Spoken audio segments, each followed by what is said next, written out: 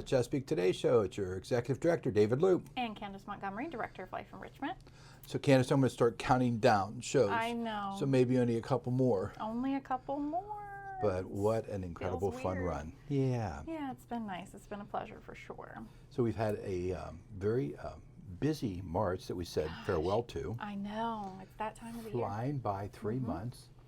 And boy, last week between, I think everyone, that special week between Palm Sunday and Easter. Yeah. And the Passover experience with Lord Rabbi. Was, I think, 36 or 37 residents, which was great. Always a good educational experience. I stopped in and had Furman's, a couple others. They said, "So do you want a meal?" I said, No. I said, "Boy, that matzah's always good." So I walked out with a couple pieces. Fascinating. It's sort of interesting. I would eat it as a snack. I'm sure I'd love I'd love some sea salt on it. Well, yeah. Something like that because it's pretty. But it's so unusual, and I've just over the years I've had it many times, and it's just different. That unleavened bread, that cracker. So anyway, so that was a neat experience. Good Friday services, and Uwe doing that. Yeah, a busy week for him for sure. And then Easter Sunday. Yes. Yeah, leading into Easter Sunday. Yeah. So I know last week we did some trivia on Easter. Did, yeah. And it was also sort of fun to share with people some memories. And I know one of the questions I asked, and you can share with the residents. So, favorite Easter candy? Oh, Reese's shaped anything. Reese's eggs for sure. And I think we at least learned from one website that they suggest that Reese's chocolate, peanut butter eggs are the #1 favorite now. That makes sense, but I was really thinking it was Peeps because there's like Peep shaped everything, flavored everything. It's gotten crazy. I didn't do this last week, but I read about it. At the very beginning when Peeps were made, it was like a multi-day process to make a Peep. Oh my! I'm telling you. I know. And then they finally broke through with technology and were able to make them within minutes. Right. And they were like, thank God. And to your memory, what was the original color?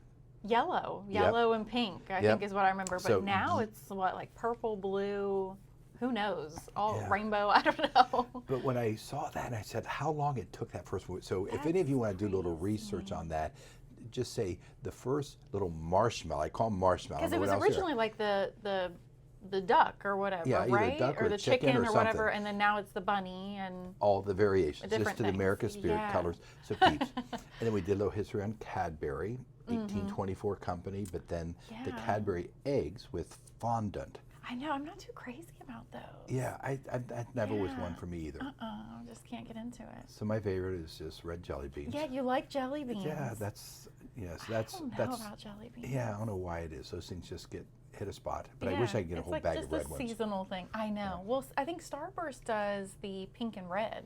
Yeah. But of course, it's not the same flavor as the original jelly beans. But very good. Yeah. And then we also were chatting about just favorite childhood Easter memories. I so know. What were some of yours you shared? So many. I feel like we did so much for Easter.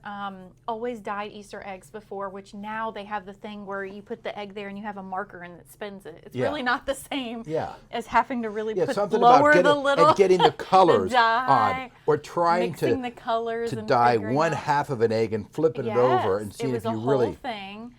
So we always did that the night before, and then of course, leading up to that, picked out a new outfit for church. That was always the thing, which I didn't know the fact that you had said about that was good luck. That's interesting. Yeah. So getting a new outfit for Easter is considered good luck throughout the year. That's interesting. So for any of us parents, now getting an outfit for our child for church, whatever, that's good luck. So because that was a tradition. You always did that.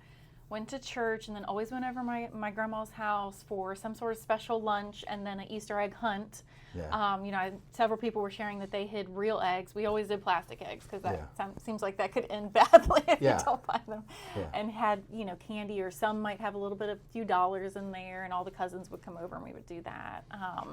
And then I was sharing that one Easter, the Easter bunny brought me 2 bunnies, and that was like the end all be all for me of just mind blowing of how does the Easter bunny bring bunnies, because it was always a big thing. Like you always got, it's kind of like up there with Santa Claus a little bit, that we had like the Easter bunny brought something special, but it's fun. It's just so many different ways for us to celebrate. I think about just from a traditional standpoint, with my parents being so involved with music at our Methodist churches, Yeah. mother choir director, Yeah. it was always weeks in advance leading up and her preparing the cantata. Yeah. And then Easter Sunday, whatever message the preacher had, the minister, then having the Easter cantata and sometimes special songs being sung, sometimes a duet by my mom and dad. There were violin my mother would be playing, just music to Easter Sunday. You say that, and that makes me remember when I was little. I mean, I definitely sang in the choir as I got older, but I can remember when I was little having to practice for the kids getting up and doing a special performance. So yeah, that's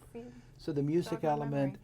I remember playing in Christ Lord is Risen, a trumpet with a brass group at a Methodist church. I did that as an adult, and that was fun. Very meaningful. Just love that music ringing throughout a big church. And then all the things with hiding baskets and the candies and the other commercialization, but fun memories. It is fun. I guess it's sort of interesting that society has commercialized Christmas and Easter. And Easter, two very significant, you're right, Christ-related that have become so different. I know. But anyways. It is. It's fascinating how it's changed too, because now with Clint, like, you know, my in-laws live at Kings Mill, so they do a huge Easter egg hunt the day before. And so that's become his tradition. And then, like I was sharing, you know, the Easter Bunny, aka Mom, does like a little jelly bean trail coming into the house leading up to his basket. So, you know, they're only little bit for so long, so you might as well enjoy it and make it silly and fun and creating those memories for them. So makes you feel like a kid again too. Absolutely. Very fine. Yeah.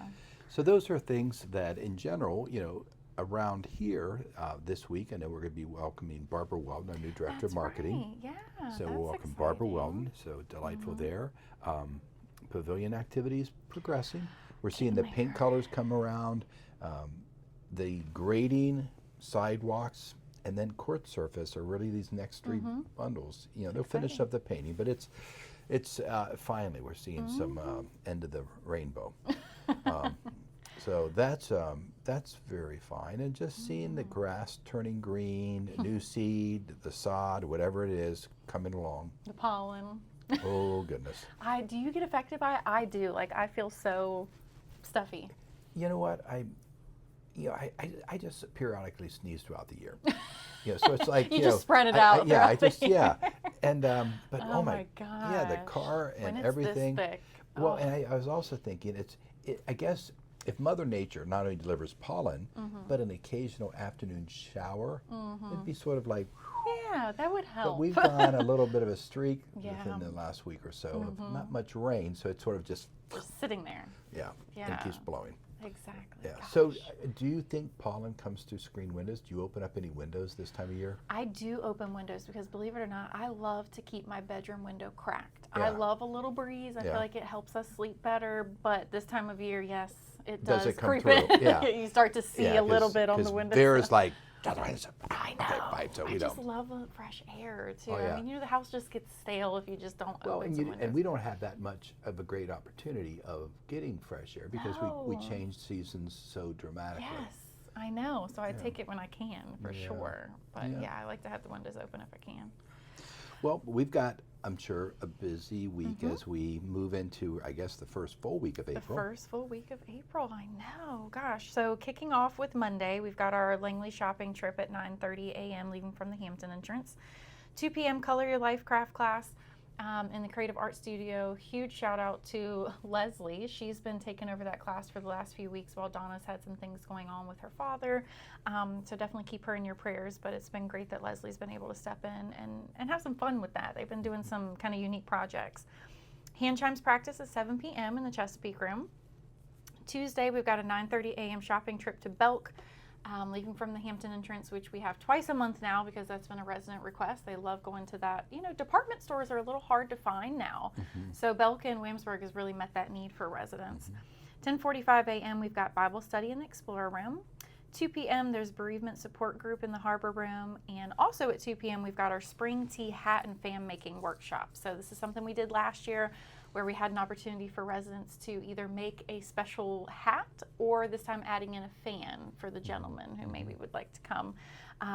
So that'll be at 2 p.m. for our spring tea. That will be next week. Also at 2, so some healthy choices here. We've got part of our Chesapeake University. It's an educational series on how it's made, determining how pencils, school buses, ballpoint pens, and more are made and how they're kind of connected, which will be fascinating. 7 p.m. we've got our movie series, The Vignettes of Jewish Life Throughout History. This one's on Defiance in the Chesapeake Room. And then Wednesday the 8th, 3 p.m., we've got our German class in the Explorer Room. Wine Club dinner. Be interesting to see what their theme is in the Chesapeake Room at 5 p.m. Then 7 p.m., a movie From Here to Eternity from 1953 in the Explorer Room. Thursday, 9 a.m., a trip to Richmond for visiting the Hollywood Cemetery. Have you ever been there before? Have not. It's pretty fun. Like, it's a really good walking trip for sure, but it's fascinating to kind of go through there and see So what's the Hollywood connection? There's some folks who are buried there, okay, who are different stars. There's all kinds of random people. There's no real rhyme or reason to it. I think that's what makes it so unique, but it's definitely something you and Vera should check out. I think y'all would like that. So that's at 9 a.m. And then there's also at 9 a.m. the Rosary and Catholic Prayer Service in the Harbor Room. 2 p.m. hymn sing in the Chesapeake Room. And then we've got some 7 p.m. entertainment with Jeff Teller in the Chesapeake Room. So we've also added in some voting opportunities here because there's the Virginia redistricting. So on Friday the 10th, 9 a.m., we've got a voting opportunity leaving from the Hampton entrance if you're interested in that. And we also have some next week as well. And then at 2 p.m., we've got the 250th Great American Quilt Project in the Culinary Arts Studio, which has been going really well. Residents from Isle have really been getting into creating their squares. So that project is continuing. So if you want to stop by, you do not have to have any sewing, quilting experience at all. Last month when I was there kind of taking some pictures, folks were able to just kind of paint a square. So there's lots of stencils and some really cool things. So even if you don't have that artsy creative background, we've got a lot of opportunities for you to still take part. And then on Saturday, we've got our rec sports in the aerobic studio. And then 6:45, there's a trip to VSO Presents Fire and Rain, folk anthems of the 70s at the Ferguson Center, leaving from the Hampton entrance. And then 7 p.m. movie 50 First Dates from 2004 in the Explorer Room. So it kind of rounds out the week. The following week, we do have a couple of things coming up, which is some more of those voting opportunities. So be sure to look at that so that you're able to get in with that. And then we do have a trip to the state capitol, which is going to be interesting. And then a spring afternoon tea. So those are some things that you can sign up for. Very nice. Yeah. So a couple of things that you had said that sparked memories. From Here to Eternity, we can double check my statistics, but I'm pretty sure that was filmed on a beach in Kauai. And I remember being in Hawaii and going to a beach over there and remembering someone shared with me, or somehow I got that piece of trivia. So I think I've stood on that beach. You know what's funny? You say that, and Matthew picks the movies, and he's, as we're filming this, he's in Hawaii this week, right? Is he really? Well, this coming week, okay. But when they see it, he'll be there this week. So I'm sure that was influencing his movie choices for April. Yeah, so, well, that may make logical sense for maybe quite. Yeah, that's cool. And then when you said that the quilt project, which is so cool, but just appreciate the initiatives of the 250th group. Oh, sure. And, you know, like last week, just for me, reading and studying more up on Henry Ford. And it brought back some memories because of my 4 years in Dearborn, Michigan, and all that I had learned, because I had toured his mansion. Fairlane Mansion is so unique. Yeah. And it sits on the Rouge River, which is the river that just up from where his main manufacturing started, the Rouge plant. Sure. And then his powerhouse was just a stone's throw away. Wow. And his buddy Thomas Edison designed his powerhouse. Crazy. And then all the other little mystiques about that. His you know, and then you go from there. His son Edsel and Eleanor's main mansion was over in Grosse Pointe. Okay. So they were the first auto baron money to start this new mansion area up and down, because Grosse Pointe was just exquisite for years with all the mansions. Oh my gosh. So yeah, the whole auto barons, fond memories of that. But reading about Henry and just fascinating background. It is, like, really, like, I've learned a lot just doing those weekly of just different folks, of people, you know about most people, but it's all those little extra details that you're like, oh wow, I'd forgotten about that. Because, you know, what he did for the middle class, he created it, he created neighborhoods. If you go right there in Dearborn, right across from, I developed a new retirement community there, and just a stone's throw away with some very nice houses that date way back. Wow. But they were modest. They were for families, but he gave his workers opportunity. Sure. And then he had a farm area, and in fact, I think had some early life there, that it was his fascination with soybeans. And he, as a entrepreneur, tried to discover how many ways could soybeans be used. So when he wasn't thinking about auto manufacturing, he had some other... His wheels were turning all the time, yeah, for absolutely. sure. So, wow. so anyways, neat thing there, and That continue to learn more about our country and our leaders and all of that. Yeah, that's why it's been, I tried to include some, you know, because when we think 250s, we think of presidents, we think of those folks, but it's like so much of our history is with those inventors and the firsts of so many people who did so many things. So it's a neat journey for sure. Yep. So excellent stuff happening. Yeah. Busy around here. Busy for sure. So just continue to see the evolution of the grounds. Good to see people out walking about. I know, the and weather is, we're going to be a couple weeks off. We're going to have Earth Day or sort of special projects that we do around community.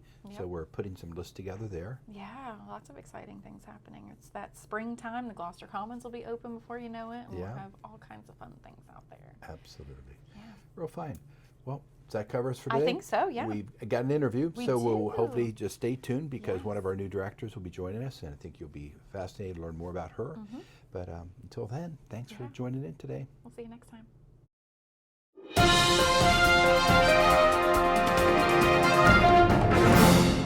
Hello, welcome back to the special time of the Chesapeake Today Show when we have an interview. And today it's an interview with one of our newest directors, newest team members, Keisha Sutherland Dixon. Keisha, welcome. Thank you. Nice to meet you. Well, it's great having you here, and for our residents to get to know you, Keisha, will be a special opportunity. Your position, you've joined us as Director of Environmental Services. Correct. And has a little bit broader meaning than that. What are the departments that you work with now here at the Chesapeake? Who are you responsible for? I am responsible for laundry. I am responsible for the housekeeping department. Those are the two departments that I'm actually working with right now. Okay, very fine. Well, Keisha, residents love to get to know our new team members. So what would you like to share? What would you like for them to know about your background, where you're from, anything from your upbringing? I am from Jamaica, a small town, Port Antonio, Portland, which is kind of like a treasure, hidden treasure. A lot of people vacation there. Most people doesn't know about it because they are well-rounded on Montego Bay or Ocho Rios. So which are you closest to? I am close to Ocho Rios more. Okay. It's located on the eastern side of Jamaica. So how many times have you gone up and down Dunn's River Falls? Twice. I've gone up twice. I think I've done more than you. I think I've done 3 or so. So fascinating, beautiful area. It is. Oh my gosh. Keep going. So where I'm from in Portland, the fact that you mentioned Dunn's River and Ocho Rios, I don't need to go there because I have all of that there. That's why I call it a hidden treasure, because a lot of people doesn't know about it, because normally what they broadcast is Montego Bay or Ocho Rios. So that's where most crowd will go to. But that is a hidden treasure that people should visit more often. And like my statement, I always said, I live where you vacation. A lot of people doesn't understand when I say that, but that's my hidden treasure. And anytime, like if you want a vacation, I would highly recommend for you to like visit that spot. wonderful. So you came then, you left Jamaica at a certain point in your life. So Bridges, what brought you to the U.S. and what's been your journey in your life here? So I migrated 15 years ago when my mom decided to move here. I finished high school in Jamaica.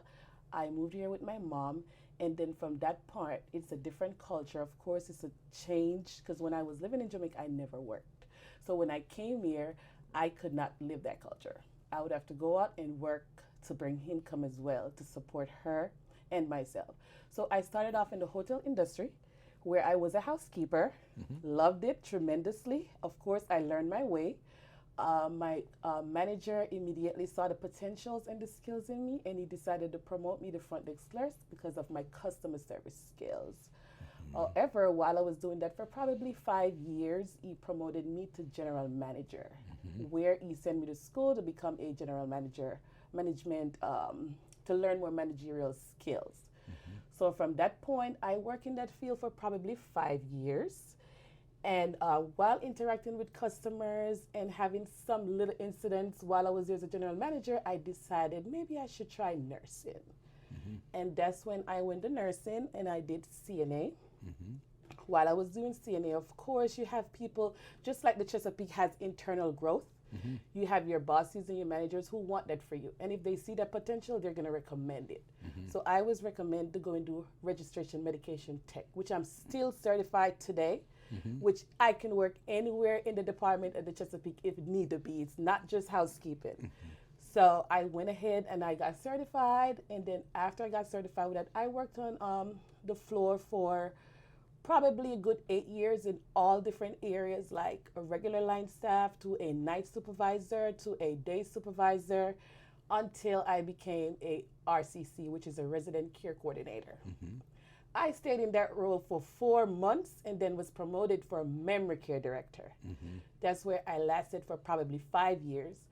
Then I came to the wonderful Chesapeake to grow further. Yeah. Well, I think you've also, those administrative interests as yes. you've pursued some things and potential licensing there. Correct. You have just some wonderful experiences.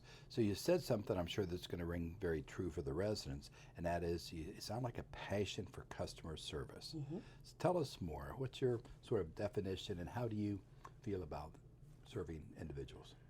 Customer service is everything, and it kind of opened the gate for a communication and to make a person feel comfortable.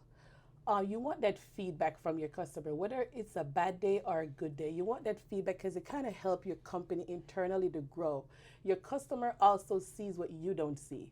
There are areas that you might think it's okay, but your customer might see we could do a little touching up on that. So customers, and also it spread the word for your business.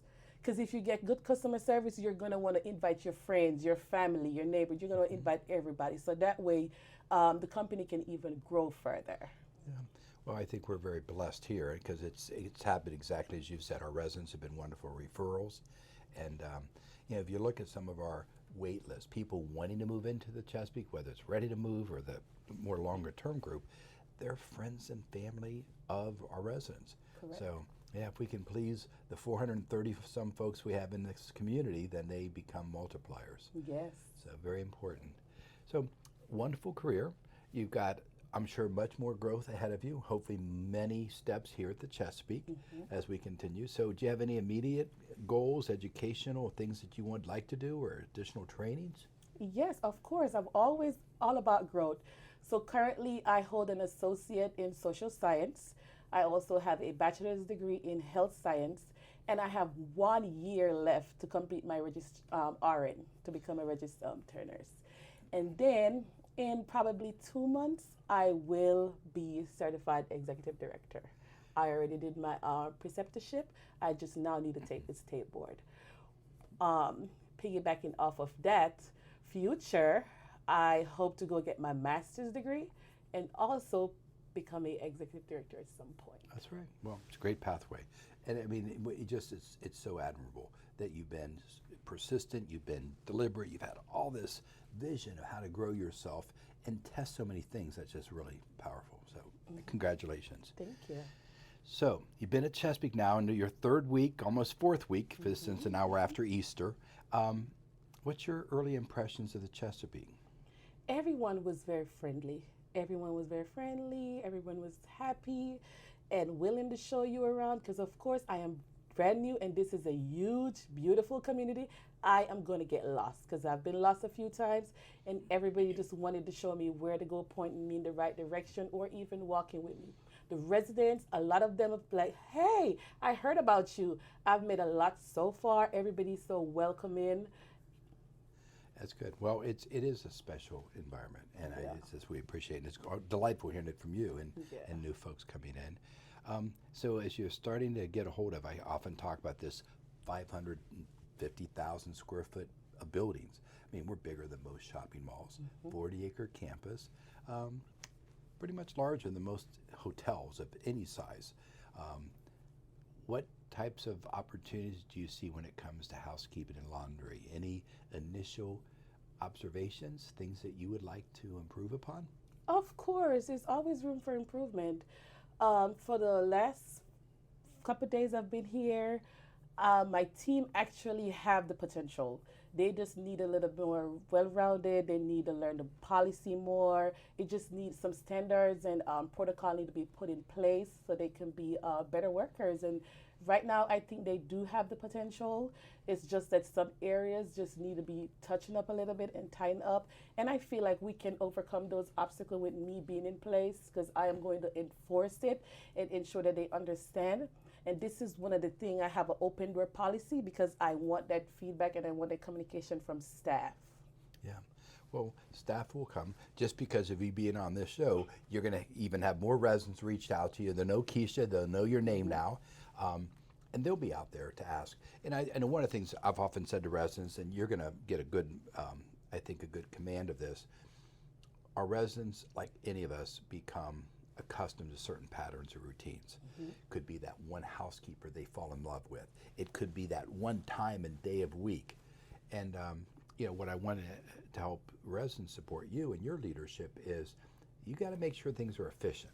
Correct. Sometimes having a housekeeper who's here and then they have downtime between their next department, it's over here in this building, and then they have to come over here, but it's a 15-minute delay. How many, you've got to build a schedule to be a good steward of the residents' dollars. And sometimes it takes a little bit of flexibility from residents. Yes. So I'm sort of putting it ear out there to them and will help you anytime to say, you're trying to do the best, make it efficient for your team. They do a good day's work. They get their appropriate breaks, but you're trying to be efficient. And when you're scheduling all that and every other week cleanings in some areas, more weekly, health center daily, it's a lot of planning effort. Yes, it is. So you've got the opportunity, a tough one, to replace Doug Totten. Doug's retiring. He's been a great manager, has helped us, started out as a project guy and has grown. Donna Chambliss, a recent promotion, is there in your supervisory role. Correct. So you've got to figure out where do you go with that manager position, supervisor, and then you got all these other wonderful team members, some with years of experience here. So any measurement of how's your team so far and what strengths would you like to add? My team right now, all of them unfortunately want to apply for that position, which is highly recommended by them. With my immediate supervisor, which is Donna Chambliss, like you mentioned, she is a great and awesome worker. Here and there's a little bit of miss, but I think she does have the potential also to fall into that spot as well. And with me being her immediate point of contact, I think I can actually groom her to be that great supervisor that everybody she could be that go-to person for everybody. And also, I think she will actually be a strength because she has been here for a long time. I love the fact that we get to hire people internal versus external because she knows the resident. The residents love her. I've seen it around. They love all the team members, but with her, it's consistent. You don't want to change that. You want to grow that person, also into becoming who they are. And she probably is limiting herself, so I am here to make sure she's enforcing her full potential. Yeah, well, every time I see Donna Chambliss, she's just a smile on her face, can-do attitude, just real positive. So, and it's true for so many of yours. And I know you've got some folks, and I just go up and down the different names. Juanita comes out to mind because many of our cottage residents have such a bonded relationship with her, and you're fortunate to have some really good tenure, people you can count on, and it's always been remarkable in that team. Couple new folks. I know you're rounding out your your laundry team. So trying to get everything up there because quite a bit of pounds a month we do here. Yes. So a busy area and all the linens, and I keep on seeing every time I turn around we have another color linen. So we're getting quite a collection. So it's all important there. When you're not working, what are some things you do for pleasure? What's some hobbies or interests that you have? I enjoy cooking. When I'm not working, I'm cooking, shopping, or reading. I like to read a lot. That's one thing I like to learn stuff. And so a variety of books, is there any topics you go for? One of my favorite books that I keep reading over and over because I feel like it's a part of life and we live it every day is To Kill a Mockingbird. It's very fascinating. every time I read that book over and over, I always have a new point. It's like, wait, how did I ever miss this part? So the more I read it, the more life comes to play in regards to that book. Yes. I remember that, I'm not sure whether I was in high school or junior high, whatever, it was one of those must reads, and there were 2 or 3 books, and of course it's like, interpreting it. Yes. And that was what the English teacher tried to pull out of us. And it sounds like you've found your own multiple interpretations, so that's fantastic. Real fine. Sort of a goal or dream for the department? Yeah, if I'd say, okay, 1 year from now, anything new or different you'd like to have associated with your team in housekeeping and laundry? For my team a year from now, I want everybody to be strong, independent, and respect and build that teamwork and team trust and bond between each other. I want it to be always positive, and that is a work in progress. It doesn't happen overnight. However, with a good manager and good leader, I think it is possible because I've seen it before. So that is really my goal. And I also want to see growth. I don't want any of my teammates to limit themselves because there is potential. Whether you're coming from a laundry tech to a CNA to a PCA, RMA, I want you to go further. I don't want you to limit yourself. And that was always my goal for anywhere I work, to tell my line staff, please go for more. Don't limit yourself and feel this is the only way. There is a lot of opportunity, especially here at the Chesapeake. You guys open doors for a lot of opportunities, and people can move up within 4 months. So I want them to understand, feel that, ask question, and live their dream. Don't just limit yourself. That's what my hope and dream is for my teammates. Well, I think just, Keisha, what you've done in your own life and career, you're going to be a wonderful example, and mentoring people and helping them to grow. So that's going to be just delightful for me to watch and just let people soar. I'll not necessarily a secret, but I'll let you in on this because you can help me fulfill my dream. Each year I put dollars into a tuition reimbursement account. Each year I try to say to team members, who wants to access funds? What can we do? And we're not giving all that money away. And it is like a grant. And in addition to that, there's a scholarship through our VBH Foundation, and there are people who do apply for that for a child or grandchild or themselves. But we've got this additional sum of money, so help us figure out a way to get invested in people, because that's an important part. Yes, most definitely. Right. All right. Well, I know we just came off the Easter weekend, and I remember you sharing last week that there was a specific sort of routine in Jamaica. So why don't you just share with the residents? I remember you talking about sort of multiple days between what you did, what you were eating. So do you want to just sort of reflect on what is a typical Easter in Jamaica? Yes, of course. So in Easter in Jamaica, there's a tradition where we have from the Good Friday, so from the Friday to Saturday, the Sunday and the Monday, we eat escabeche fish with bun. So they call that period of time Lent. No one can eat meat. It's all about fish and vegetable. We eliminate all carbs. It's like a diet weekend. Ever since I'm a little girl growing up, that's how my parents have been doing it, and it's been a tradition for year and year. So for my Easter, today I will be start prepping for that culture because it's in me, and I just need to carry it on onto my generation, and also share it with my neighbors. Very cool. Well, you have to have elaborated conversations with Chef Julian, because maybe next year, just like we've done Passover and some other things for that Jewish faith, here Christianity, but still the entire flair of what is Jamaica. And that could be a very interesting experience perhaps next year. I would love to. We had, again, sometimes we have some fun things here where we do little cook-offs, etc. And we've done it amongst our team members and leaders, and it could be a soup, a favorite soup or whatever. We've done chili, etc. So we could expand that. You may have something to offer. You also will witness where our chefs, our cooks, will sometimes do cook-offs. We didn't compete. We just really let two different cultures come forward. And Corey, one of our chefs or cooks from the cafe, is Jamaican, and he really brought that to light, and that was his whole menu. And then another gentleman, I think it was Kiba, he brought forth from his native African country a whole series of foods. Some similarities, but still so different. And it was fun just experimenting and testing, and they were both winners, but it was just a cool experience. It is. So, yeah. I would be, with your multiple talents, I would imagine cooking is probably just another. So that's pretty cool. Well, Keisha, hope we've given enough opportunity for you to just sort of start the introduction. Residents are going to have longer conversations with you, get to know you. You'll get to know them.